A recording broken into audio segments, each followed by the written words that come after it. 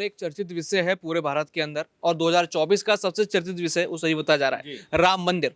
यहाँ पर राम मंदिर को लेकर सीएम मोहन यादव तो बड़ी बड़ी तैयारी कर रहे हैं, इतने हजार लड्डू बनवाए जा रहे हैं, मंदिरों में कार्यक्रम करेंगे तो वो उपस्थित रहेंगे। लेकिन हमने एक चीज देखी, शिवराज सिंह चौहान जो पार्टी से दरकिनार करे जाने की खबर सामने आ रही है, उन्होंने एक शब्द अभी तक राम मंदिर को लेकर नहीं बोला। यानी बीजेपी जहां पर अपनी एक बैसाख बैठा रही है इस पूरे मुद्दे पर, राम मंदिर के 2024 जीतने के लिए, और ऐसे में शिवराज का उसको सपोर्ट ना करना क्या एक बड़ा और एक खतरनाक अंदेशा यहाँ पर कहीं ना कहीं बीजेपी के लिए जा रहा है। जी, बहुत महत्वपूर्ण बात आपने कही दरअसल दौलत, क्योंकि अगर देखा जा रहा है कि इस समय सब पूरी की पूरी बीजेपी राम में नजर आ रही है, पूरी की पूरी बीजेपी अयोध्या में नजर आ रही है। वहीं पे शिवराज सिंह चौहान जिस तरह से खामोश हैं, जिस तरह चुप बैठे हुए हैं, और बोल भी रहे हैं तो ऐसी बातें बोल रहे हैं जो कड़वाहट से भरी हुई हैं। और जिस तरह की बातें वो कह रहे हैं कि जैसा पीएम सीएम हटता है गद्दी से, उसके बाद उसका जो चेहरा है पोस्टर से भी हट जाता है। वो ये कह रहे हैं कि मैं रिजेक्टेड माल नहीं हूं। तो तमाम सारी बातें वो ऐसी कह रहे हैं जो कहीं ना कहीं बीजेपी के ऊपर तंज कस रही हैं, कटाक्ष कर रही हैं। और आपने सही कहा कि राम मंदिर का जिक्र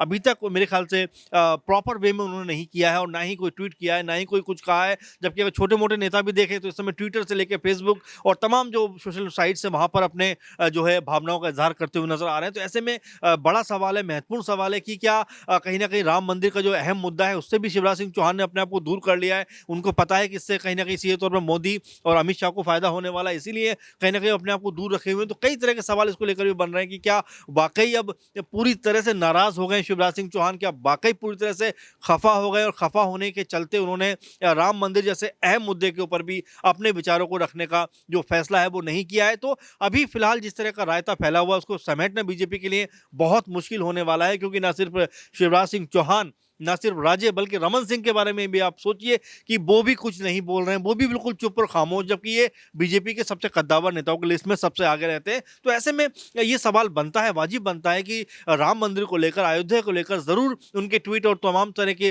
पोस्ट उनके आने चाहिए थे। लेकिन अब तक ऐसी खामोशी मेरे ख्याल से कोई बड़ा इशारा कर रही है दौलत, और मुझे लगता है कि 2024 के पहले पहले कहीं बड़ा धमाका बीजेपी के अंदर एक तरीके से ना हो जाए मध्य प्रदेश में, कि दो फाड़ बीजेपी वहां पे हो जाए और शिवराज सिंह चौहान एक खेमा संभालते हुए नजर आए। और जिस तरह से बीजेपी दम भरती है कि हमारी पार्टी में कोई बिगाड़ नहीं होगा, कोई अलगाव नहीं होगा, वो उनका जो विश्वास है वो धरे का धरा रह जाए, और कह सकते हैं कि शिवराज सिंह चौहान उनको एक बड़ा झटका देते हुए एक नई पार्टी का निर्माण कर लें।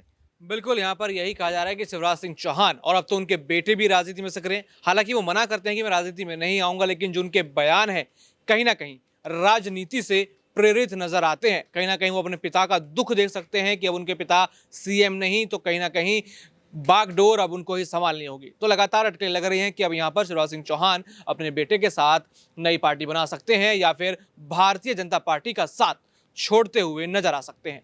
बाकी और भी ऐसी खबरें जानने के लिए देखते रहिए SPN9 न्यूज़। धन्यवाद।